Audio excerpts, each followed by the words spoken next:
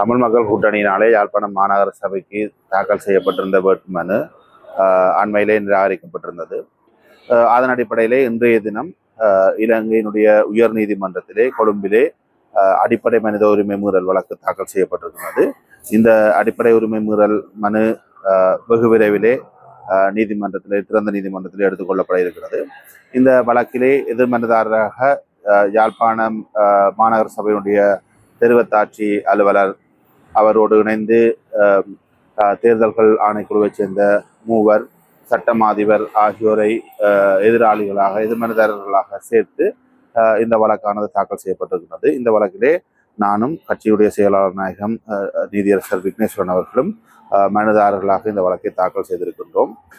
இது ஒரு பாரிய அநீதியை ஏற்படுத்துகின்ற ஒரு வேட்புமனு நிராகரிப்பு என்பதை நாங்கள் இந்த மனுவிலே சுட்டிக்காட்டியிருக்கின்றோம்.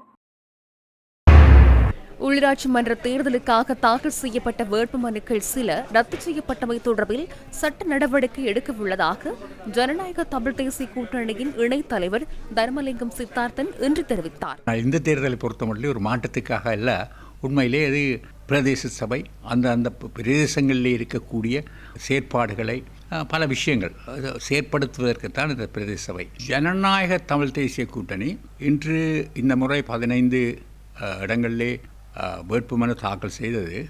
வேலணையிலும் வல்வெட்டுத்துறையிலும் தாக்கல் செய்யவில்லை. வல்வெட்டுத்துறையில் தாக்கல் செய்யவில்லை என்றால் அது ஏதோ ஒரு ஒப்பந்தத்தின் அடிப்படையிலே அவர்கள் ஒரு பொதுவாக போடப்போவதாக கூறியபடியால் நாங்கள் அதை விட்டிருந்தோம். நிச்சயமாக நம்புகிறேன் 7-8க்கு கூடுதலாக வெல்வதற்கான வாய்ப்பு இருப்பதாக நாங்கள் பார்க்கின்றோம்.